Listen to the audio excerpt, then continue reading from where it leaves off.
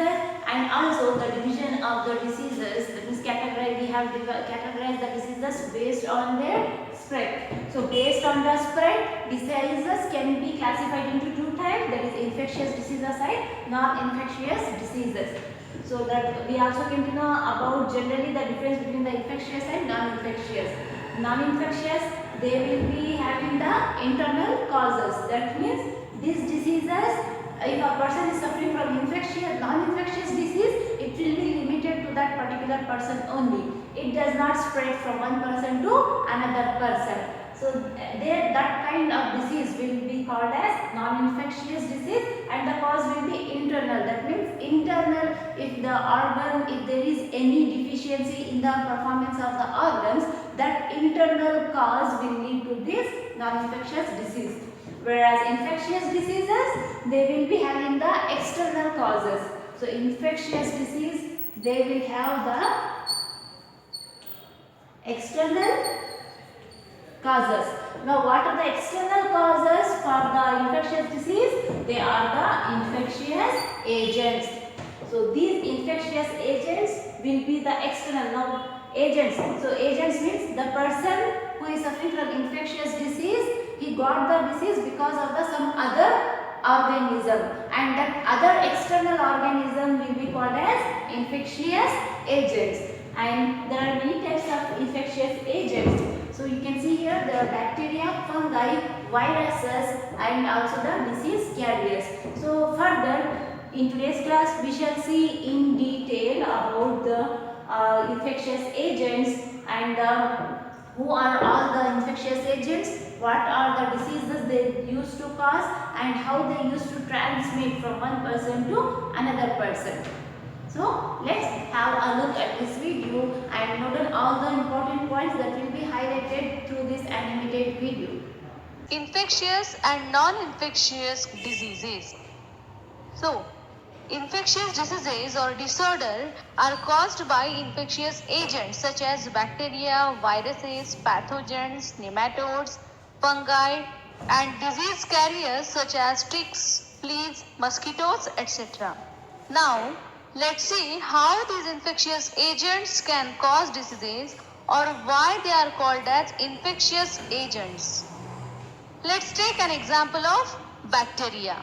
Bacterial diseases are spread through air, water, and food. The diseases which are caused due to infection of bacteria, that diseases are called as bacterial diseases. So student, in case of tuberculosis, you must have observed that TB patients must be kept isolated and patients' personal belongings must be kept away from the other healthy people. Why? Because tuberculosis is one of the example of bacterial disease which can spread through air. Then cholera and typhoid. These diseases can cause due to contaminated water and food. So for prevention from these bacterial diseases, one must maintain personal hygiene and good sanitary habits. Then viruses. The infections which are spread through viruses are called as viral infection.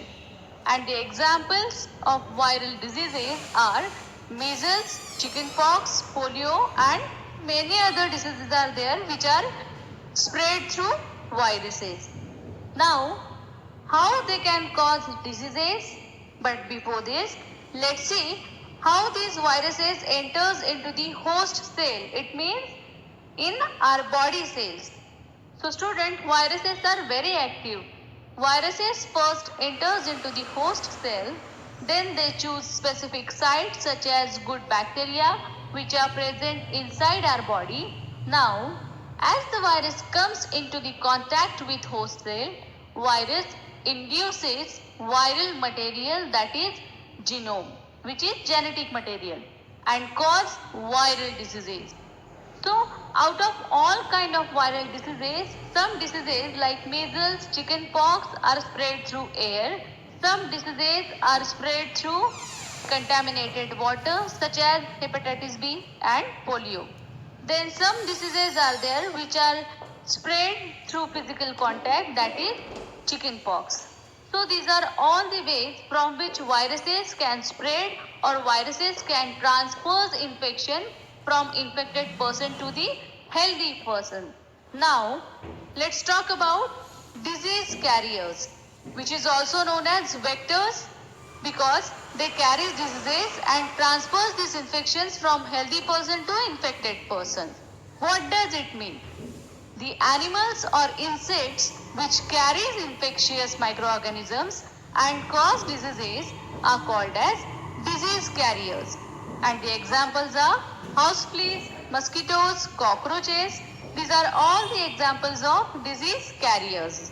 So this is all about infectious causes of diseases and infectious agents. So these infectious diseases are also known as transmissible diseases or communicable diseases. Why? Because these diseases are transferred from one person to other person. So this is all about infectious diseases. But on the other hand, there are some diseases which are not caused by any infectious agents or disease carrier.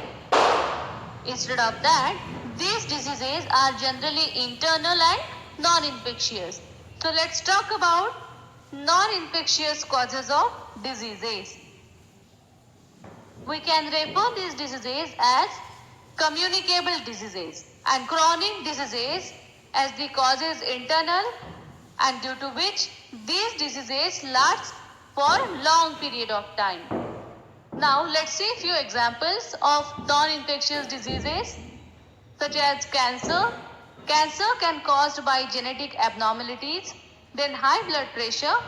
High blood pressure can cause due to excessive weight and lack of exercise. And last, diabetes.